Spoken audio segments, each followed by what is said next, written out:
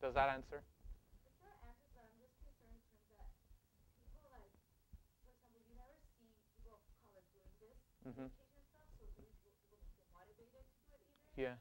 So I'm just concerned in terms of that, because I think the environmental movement is pretty much right now, not there's like very small education of minorities.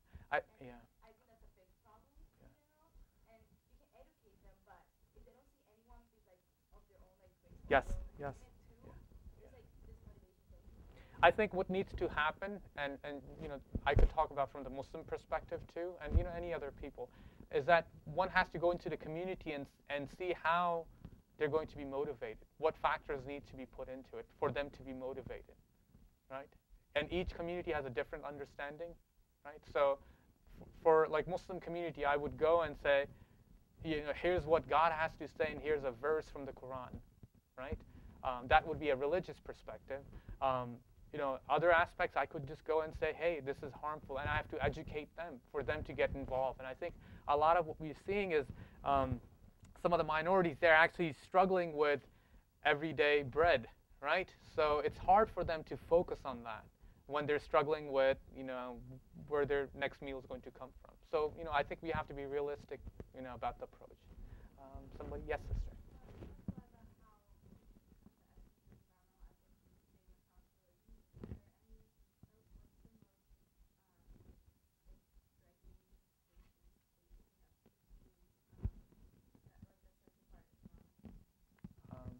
I think everything that really deals with Islamic environmental ethics or anything across the board, I think, is that God is at the center of everything.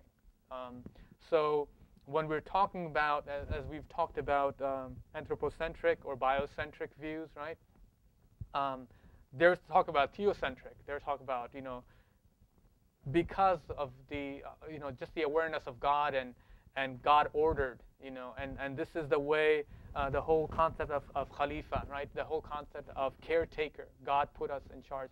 And I think one of the other aspects that goes into is that there is this belief that, you know, Muslims do not believe that they're going to paradise and, you know, period. That's it, you know. But they believe that they're going to go through an accountability. And if they're good, paradise, and if they're bad, perhaps hell. You know, this is what they believe in. So that is also another aspect that you see in Islamic environmental ethics, that wasting, right, pollution, is a sin. And what sin really means is that, hey, if you accumulate many of them, guess where you're going, okay? Just a reminder, obviously, you know. So I think those two aspects would be really, you won't find that in like Buddhist, you know, obviously there's no mentioning of God, or there's no mentioning of the hereafter, perhaps, okay. Any other questions? Yes, sister?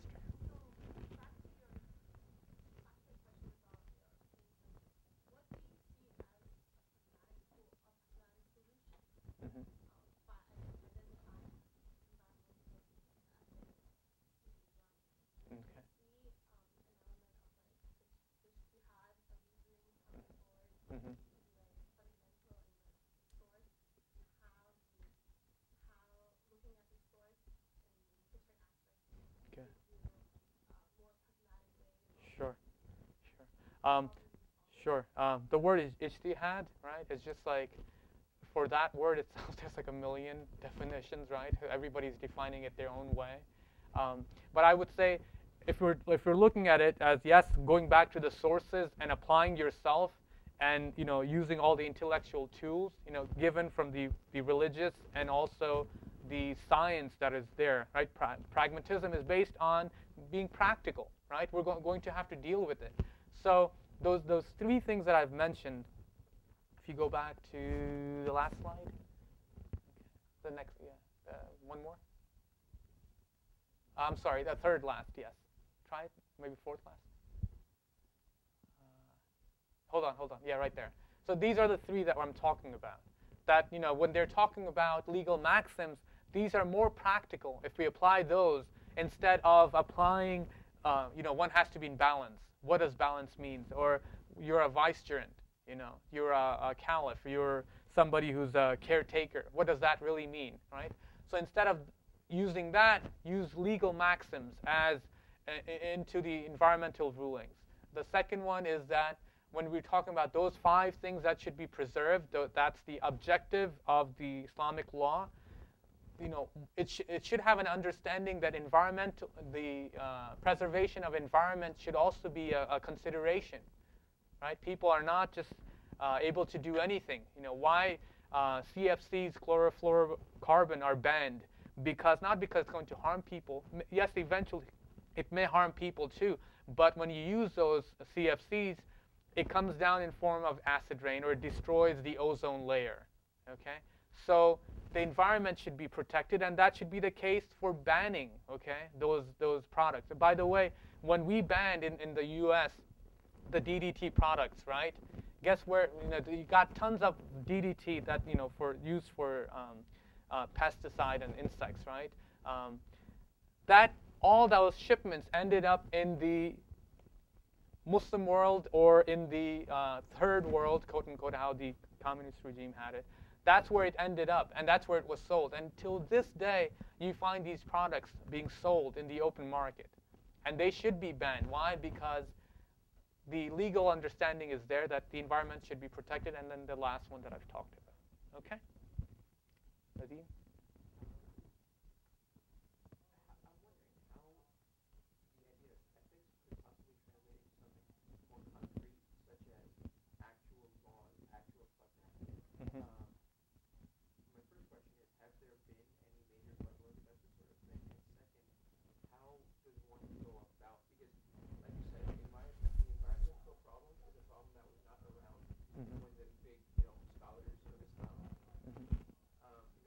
For us to follow. Yes.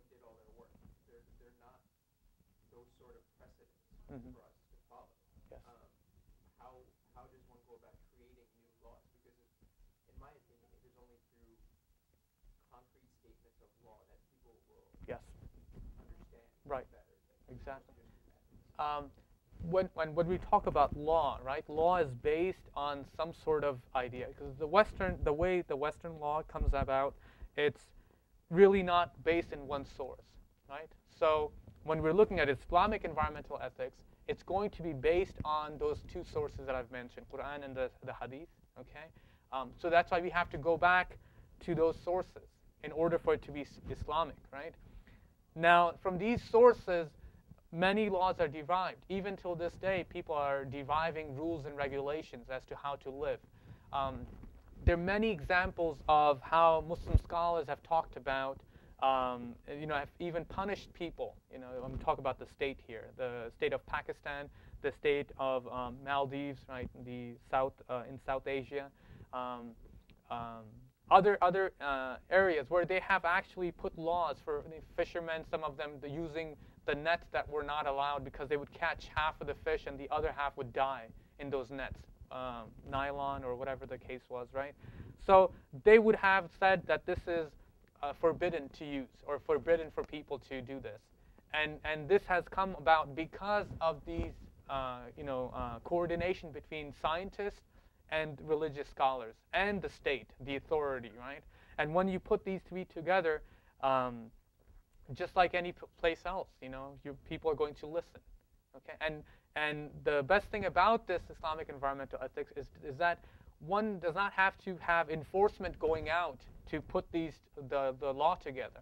There's a conscious, there people have conscious, and they're thinking, if I do this, then it's a disobedience to God, right? So it gives another perspective, and people simply say, like the water issues in Pakistan, actually, and there are many cases that I could mention, where people were putting illegal pumps to draw water, and what they were doing is that they were going over quota and really pulling water from other neighbors' property, and it was stealing basically, and that was the ruling given by the legal scholars, and basically the state got involved, and also the legal scholars giving the sermons got involved into it, and the case was that people did listen. So that's it. So one last one, okay, and we'll be done. Yes, sister.